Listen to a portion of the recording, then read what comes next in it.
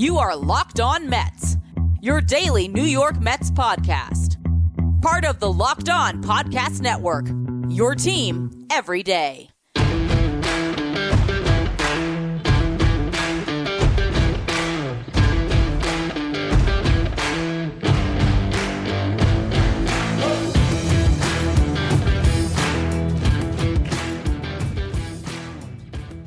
Hello to all you amazing Mets fans. You're listening to Locked On Mets, part of the Locked On Podcast Network, your team every day.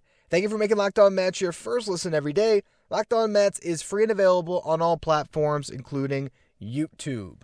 On today's show, we have a blowout victory to discuss as the Mets beat up on the Phillies in Game 1 of this pivotal 3-game set. I'll talk about that in the first segment. Second segment, we're going to go over some injuries. Seems like Francisco Lindor is okay, but we got some pretty scary moments there when Lindor exits a game and you don't know what's going on, so we'll go over that a little bit and just talk about some updates on some pitcher injuries as well. Before we get into any of that, though, I'm your host, Ryan Finkelstein. If you want to find any of my work, follow me on X at FinkelsteinRyan. You can also find some of my writing at justbaseball.com, where I work as the managing editor. All right, so I'm recording this now pretty soon after the Mets completed their 11-3 victory over the Phillies. By the way, if you're watching on YouTube, we are audio only again because I am still on my birthday vacation visiting my family. Got to shout out my brother-in-law because he listened to the show, I guess a couple days ago, heard me shouting out my sister, saying I was going to visit her and my nephews, and he's the one that listens. So shout out to you, Brado.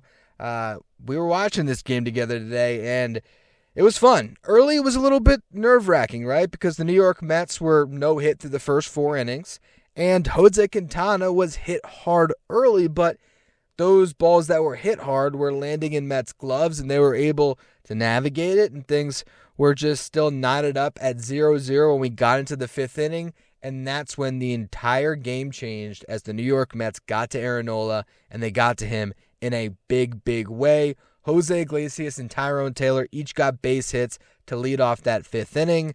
Then here comes Francisco Alvarez. And on, Thursday's show, I talked about having some fun with numbers, right? And I said, wouldn't it be great if Francisco Alvarez at least got to 10 home runs this year? He's sitting at 7 at the time. Just hit 3 more and have some big moments. Well, if he only does hit 3 more, this certainly qualified as a big moment because in a scoreless game, Francisco Alvarez broke the tie, and the Mets never looked back, hits a 3-run shot off the foul pole, and from that point on, this became a one-sided affair. Francisco Lindor got a base hit after Harrison Bader struck out. Mark Vientos got a hit. Brandon Nimmo worked a great at-bat. I believe it was a full count, right? Yep, full count. And he also gets a hanging curveball, crushes that one out to right field.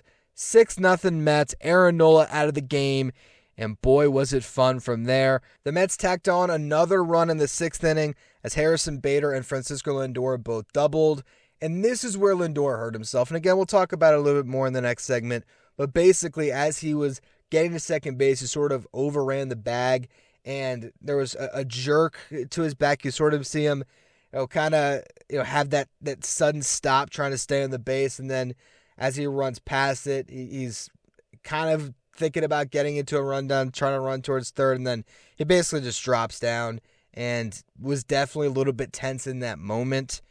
Lindor comes out, and now we've learned his lower back soreness. I'll talk about that a little bit more, in the next segment, but still, that was the one sort of sad footnote to what was otherwise an incredible game, because after that, you still had Harrison Bader, who would hit a 3-run homer in the 8th inning, and then Pete Alonso, facing off against a position player, tacked on 1 additional run in the 9th inning. If not for Alex Young, who gave up a 3-run homer to Brandon Marsh in the bottom of the 9th inning, this would have been an 11-0 blowout, but for all intents and purposes, it was completely one-sided. And let's also take a minute here to acknowledge that Jose Quintana is on an absolute heater.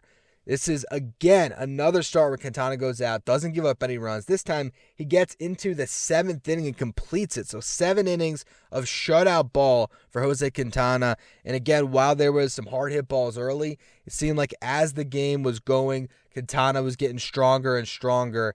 And I was just waiting for the Phillies to get to him, and it never happened. Gives up 3 hits, 4 strikeouts. Here's the big one, not a single walk. You want to know why Alex Young gave up 3 runs? He walked 3 in the 9th inning. In the middle there, Phil Maton pitched a scoreless inning, but overall, just a fantastic game by the New York Mets. You get a quality start from Jose Quintana, and I don't think there's anybody who was expecting 7 shutty from Quintana. You might have thought he was going to get you through 6 strong innings, put up a quality start. But 7 shutty against that Phillies lineup, that's really impressive. And then just to have the 4 home runs, everyone contributing. And we talked about this, right? Could the New York Mets build some momentum off of that great victory in Toronto? And I think they did. Namely, you look at Alvarez. He's the guy that gets the big first hit, not the first hit, but the big moment, the big first home run that breaks the tie. And I don't think he does that if he doesn't have the opportunity in Toronto in a game the Mets had already grabbed the lead. He's facing that reliever that came in after Chad Green, gets a first pitch, fastball, and jumps all over it. Maybe a little bit of confidence back. All of a sudden, he's flexing as he's rounding the bases. If Francisco Alvarez can start to get hot here, that is such an incredible benefit to this team because he's batting 8th. So you don't need much for Francisco Alvarez. It's almost like, I'm trying to think of like the stereotypical defensive first catcher the Mets had in the past. Imagine if Josh Tolley had 25 home run power in there, but we just didn't see it throughout most of the season. All of a sudden it came alive. Like Alvarez really does have the ability to be even better than that at some point in his career, to be a 30 home run guy. And this has been a really tough season for him offensively, but all it takes for a guy with this much talent is just getting hot at the right time. And I also think what we have noticed from Alvarez at this point in the season, feels like he's a big game player. Feels like when there's clutch moments and there's a lot of energy in the ballpark, this is a guy that's going to thrive. And so I'm excited to see what he looks like in the absolute thick of this pennant race. Down the stretch, every game matters. If Alvarez gets to 10 home runs, are those other 2 home runs as impactful as his last 2 have been? I really hope so. But overall, it was just a blast of a game. So Mets take game 1. All you got to do is win one of the next 2, and they have a big edge tomorrow with Luis Severino going up against Kobe Allard. So hopefully the Mets might be able to win this series early, and then you start to dream a little bit bigger. But we're going to talk about in the next segment here is the injuries. First and foremost, Lindor, but there are some other notes that we learned today, so I'll go through all of them in just a minute. First, though, quick word from our sponsors. Today's episode is brought to you by FanDuel. You've heard us talk a lot about FanDuel, America's #1 sportsbook. We have something a little bit different for you. Now through September 22nd, all FanDuel customers can bet $5 and get a 3-week free trial of NFL Sunday Ticket from YouTube and YouTube TV. Then with a YouTube TV base plan, you'll be able to watch every regular season Sunday afternoon at a market game. All you need is a Google account and a current form of payment, and you can cancel anytime. If that's not enough, be sure to check out FanDuel's Profit Boost in the app and use it for FanDuel's double your winnings for all of Sunday, September 15th, pregame moneyline bets. Again, that is all Sunday, September 15th, this Sunday, pregame moneyline bets. You're going to get FanDuel's double your winnings. View your account page now to learn more about your boost. Just visit FanDuel.com/lockedon to download America's #1 sportsbook.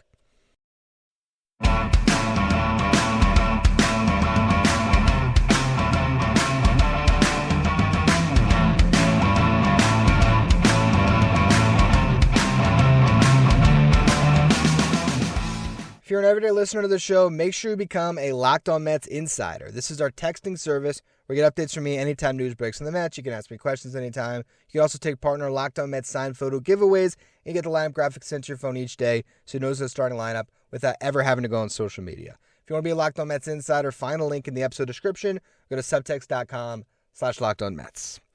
All right, so Francisco Lindor. It seems like the Mets dodged a bullet here, and it was really nerve-wracking, right? Lindor exits, Iglesias moves to short, Eddie Alvarez to second. Your mind starts racing. What happened? He fouled one off his foot in that at-bat. Was that what happened? We find out it's back soreness. Okay, what does that mean? once I saw it was back soreness, I felt pretty good. And the one thing that gave you some comfort is the fact that the Mets were winning 7-0, right? So why push Francisco Lindor in a game that you basically have won at that point? Made sense to be cautious here, and I think that's all this was. And we've basically gotten confirmation of that. Both Francisco Lindor and Carlos Mendoza said, if it was a closer game, he probably would have pushed through and tried to stay in it. I'm glad they didn't do that. I'm glad they got him some rest there. And Mendoza said that he is day-to-day, would hope that expects that he might be in the lineup. Francisco Lindor pretty much said he's going to play, so I wouldn't be too concerned about this one. But, the one thing I guess you have to acknowledge is, could Francisco Lindor all of a sudden be playing at less than 100%? I think that's more of a concern rather than is he going to go away. It's just, what's that going to mean? Because I'll tell you what, one thing that people don't understand is this is a guy that has played through a lot of injuries in his Mets tenure. And you might think, a lot of injuries? I remember he missed some time in 2021, but what other injuries? And that's the thing. He has been going through things the last couple of years. Last season, bone spurs in his elbow, puts up a 30-30 season with that going on.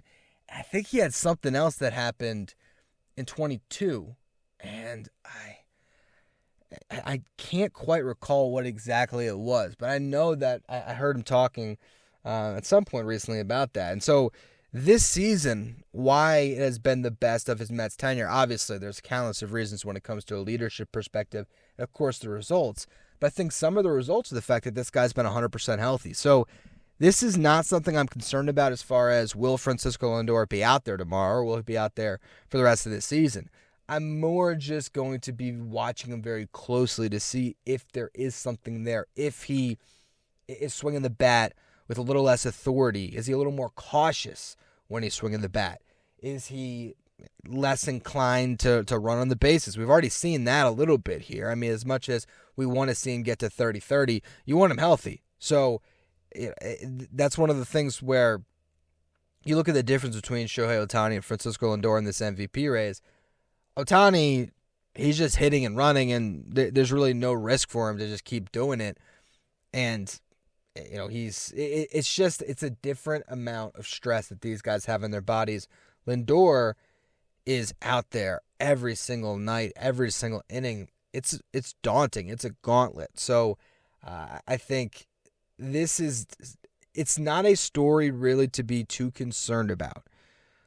But if Francisco Lindor all of a sudden falls off of a cliff down the stretch, this might be something that we'll look back on. I hope that it's not the case. It's a lower back injury.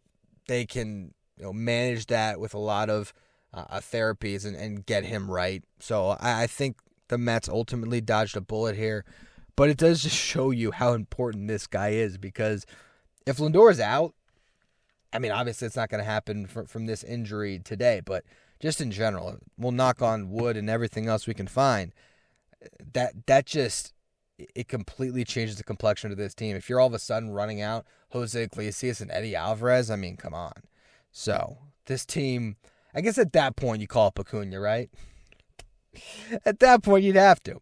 But luckily, Lindor seems to be fine, and the Mets can take a big sigh of relief, take a big breath, move forward, and look ahead to the rest of this series here. Now, the other injuries to discuss. Daniel Nunez out for the year with that flexor injury. He was not recovering from his outings, and I said on this show a couple of different times, this is not a guy that you want to just run to the ground for this season. Daniel Nunez is one of the finds of this year that could be a big part of this team for years now. He could be a real nice setup man for Edwin Diaz for 2025, 26, 27, beyond that. He could really be a nice piece for this team. So the last thing you want to do is blow out his arm. Daniel Nunez has already this year thrown more innings than I believe he ever has. So you have to understand that they were only going to be able to take this guy so far, and it makes sense here that they're going to shut him down, and they're hoping that a PRP injection will help him avoid surgery. So you're not really out of the woods yet either. But what this means for the Mets bullpen is they are definitely a little bit thinner. You're not going to get Nunez back to be the hero. So that's just something to keep in mind. The last thing is Paul Blackburn is listed as week to week.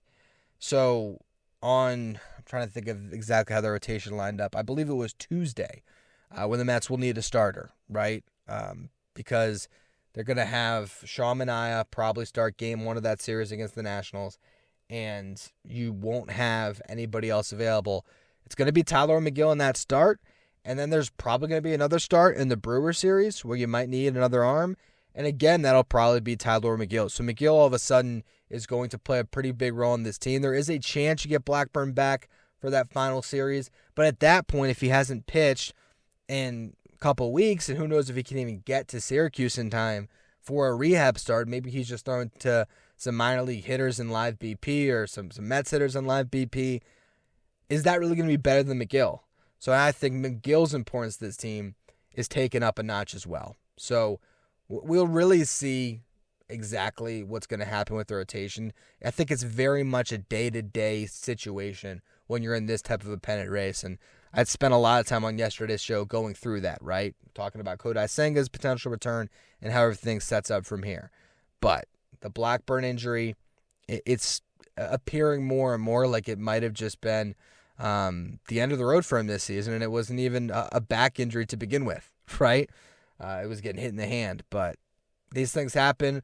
Luckily for the Mets, this wasn't trading a prospect for a rental. You still have Paul Blackburn in your rotation all of next year, so he's going to provide value from that trade regardless, and it does seem like they will have him available at some point if they make it into the playoffs, but how much does this set him back in the pecking order for opportunities is, I guess, what I would say. Because Tyler McGill has two more great starts after what he did on this most recent one.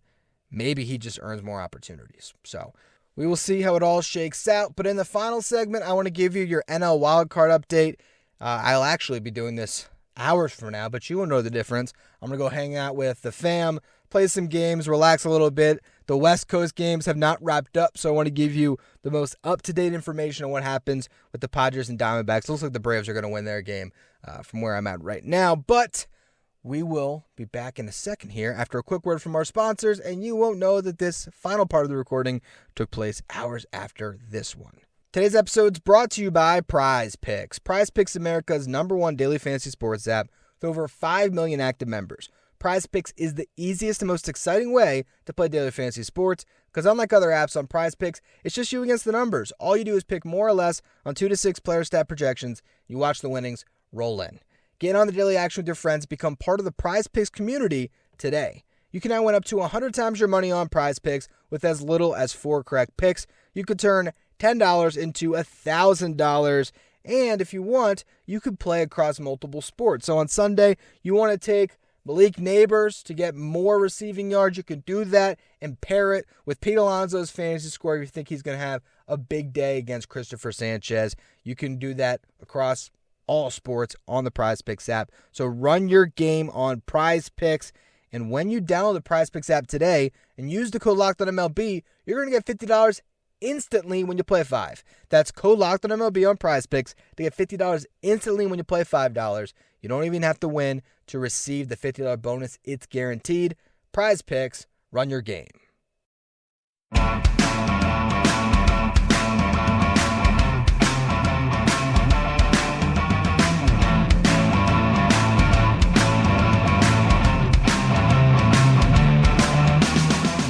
Stay up to date with all the latest in the world of sports when you check out Locked On Sports Today, streaming 24/7 on YouTube.